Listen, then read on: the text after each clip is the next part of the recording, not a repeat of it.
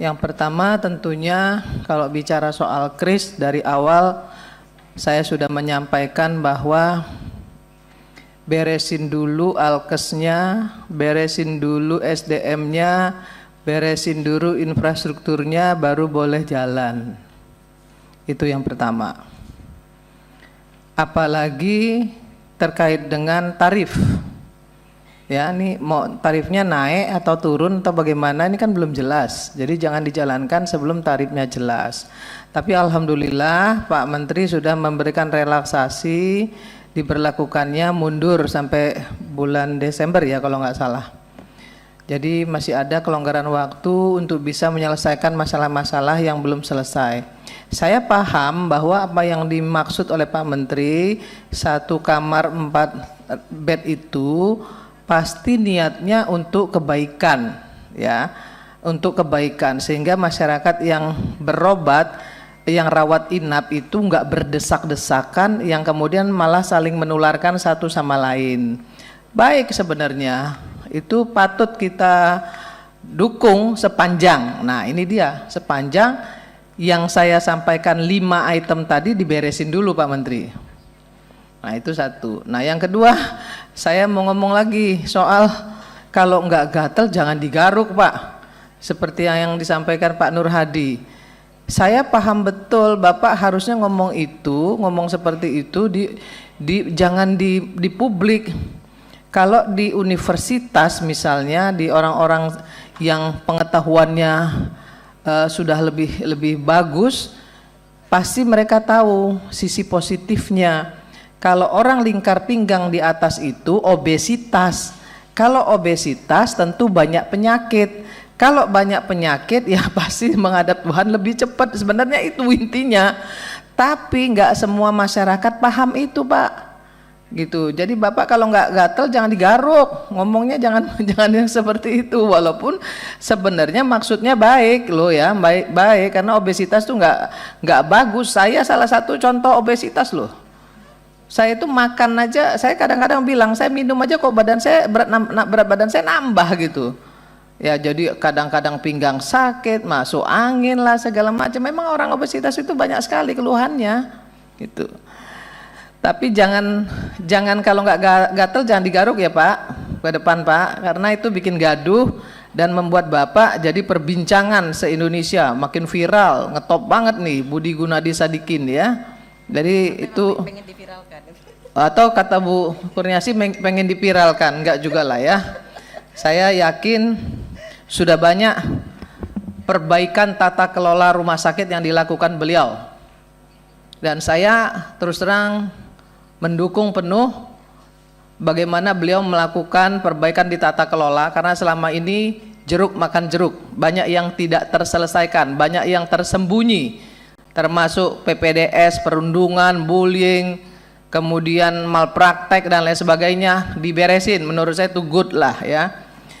Nah kemudian sebelum lebih lanjut saya bicara soal kris ini Pak, perlu mungkin Bapak mendapatkan informasi penerimaan publik nih terhadap perubahan manfaat dan iuran JKN. Dan ini terkait iuran nih Pak ya, mesti dicek kembali.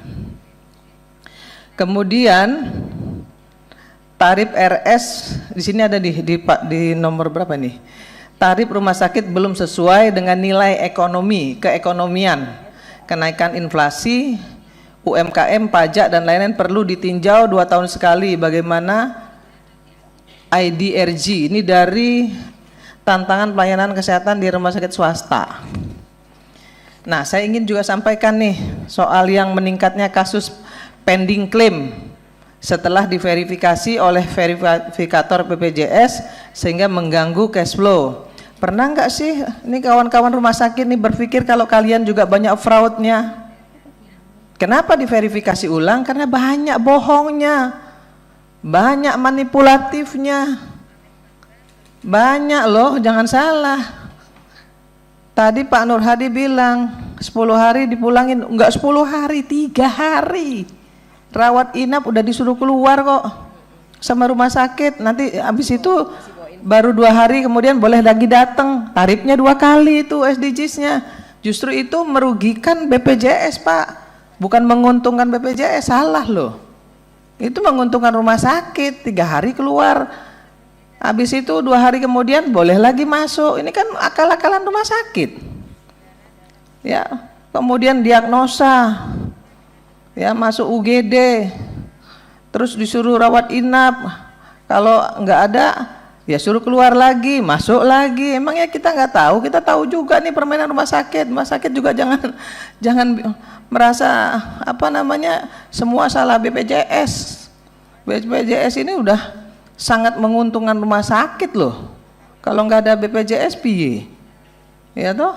Jadi rumah sakit juga perlu memperbaiki diri. Kenapa ada double checking? Karena banyak fraud.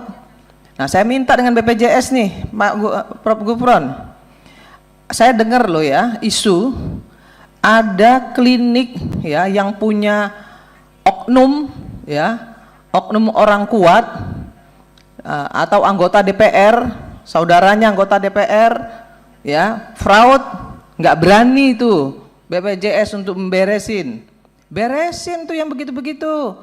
Mau dia kakaknya, mbahnya, bapaknya anggota DPR ya, atau orang kuat lainnya, beresin, gak ada urusan. Jangan yang begitu dibiarin, yang lain kemudian diputus. Itu gak boleh begitu tuh ya Pak Gufron, jangan takut. Itu uang negara loh itu. Kemudian soal kapitasi, tadi mbaknya yang di ujung sana, tadi ngomong nih, bicaranya gini, sisa anggaran dari dana kapitasi yang belum digunakan oleh puskesmas adalah hak mutlak puskesmas untuk digunakan sebagai biaya kegiatan tahun berikutnya, sehingga BPJS Kesehatan tidak berhak. Lah emang itu duitmu, duit negara itu, bukan duit Anda, bukan duit puskesmas, itu duit negara. Ya, kami juga tahu anggota DPR berapa kuotanya yang dikasih, yang berobat berapa. Terus sisanya dibawa main-main, dibawa liburan ke Thailand. Ya. Jadi nggak boleh juga begitu. Itu uang negara. Sesuai dengan kapitasimu, sesuai dengan orang yang datang ke tempatmu. Ya kalau memang itu nggak terpakai ya balikin ke negara. Ya, jangan merasa berhak. BPJS itu bukan hak BPJS, itu hak negara, uang rakyat itu. Ya, kemudian soal nih, rumah sakit swasta harus siap dengan alkes yang dibutuhkan. Jangan cuman main rujuk aja. Ya toh? Karena nggak ada alkes, ya kan, pasien BPJS diterima, alkesnya nggak cukup, kemudian dirujuk. 2 kali loh itu 2 kali pembiayaan loh itu Prof. 2 kali loh, ya kan? Diterima nih di puskesmas kan udah tarif tuh. Kemudian nggak cukup kan, alatnya kan dirujuk lagi ke rumah sakit mana. Nah itu kan juga udah 2 kali kapitasinya, udah 2 kali tarifnya tuh. Nah makanya Kementerian Kesehatan harus melengkapi alkesnya puskesmas. Nah kadang-kadang puskesmas ini dokternya juga jam 10 datang, jam 11 pulang, jam 12 pulang. Ya kan, begitu datang dianggap aja nggak ini dokternya nggak ada. Kemudian dirujuk. Kenapa? Nggak ada yang nanganin.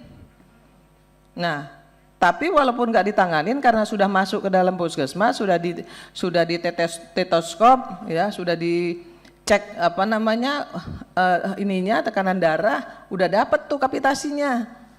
Nah, rujuk lagi, bayar lagi. Ini kan sama aja menggarong pemerintah ini. Yang begini-begini benerin dong. Jangan semuanya nyalahin BPJS. BPJS ini juru bayar. Ya, bukan duitnya dipegang oleh BPJS. Jadi harus paham juga nih rumah sakit. Jangan cuman bisa bilang harus begini, harus begitu. Rumah sakit ya harus siap kalau mau melayani pasien BPJS juga harus siap alkesnya. Kalau nggak siap ya jangan kontrak dengan BPJS lah. Ya banyak kok puskesmas klinik-klinik yang lengkap. Kalau nggak lengkap tapi kontrak dengan BPJS itu sama aja ngabisin anggaran BPJS itu. Nah, kemudian Ya udah, ini klinik yang koruptif tadi saya sudah sampaikan juga. Nah saya kira Pak Menteri harus segera menyiapkan seluruh ya yang pernah direkomendasikan Komisi 9 agar KRIS ini bisa berjalan, Pak Menteri. Ya, saya paham betul bahwa akses pelayanan publik harus jauh lebih baik lagi. Sekarang sudah baik loh ya, tapi harus lebih baik lagi. BPJS juga sekarang ini udah baik banget. Saya tuh selalu kalau ke rumah sakit selalu wawancara. Saya wawancarain ya. Ada yang bilang katanya pasang ring hanya boleh satu. Bohong, orang saya wawancara langsung kok dengan pasien di rumah sakit sampai 3, 4 juga masih di cover kok sama BPJS. Luar biasa. Jadi kita harus sama-sama duduk bareng gitu, jangan saling menyalahkan, saling support. Kalau ada yang kurang ditambah, kalau ada yang kelebihan dikurangin, kan itu harusnya yang dilakukan oleh mitra kerja. Masalahnya teman-teman ini kan semuanya berkecimpung di satu profesi yang namanya akses pelayanan kesehatan, gitu ya. Jadi rumah sakit juga jangan nyalain BPJS aja, wong banyak yang korup kok, ya banyak yang klaimnya nggak bener, diagnosisnya juga salah gitu ya, terus mintanya gede gitu juga banyak. Kalau kemudian BPJS melakukan verifikasi wajar-wajar aja. Kalau sampai bilang cash flow-nya terganggu, enggak juga lah. Ya itu juga ngecap itu kalau sampai bilang terganggu dan lain sebagainya, kecuali kalau yang enggak dibayarkan itu lebih dari 50% gitu, oke lah terganggu. Kalau cuma 10% enggak terganggu lah itu, ya enggak usah berlebihan juga lah ya.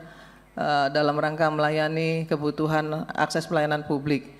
Saya kira itu saja yang ingin saya sampaikan. Terima kasih. Saya tutup dengan wallahul muwaffiq ila aqwamit thoriq. Assalamualaikum warahmatullahi wabarakatuh.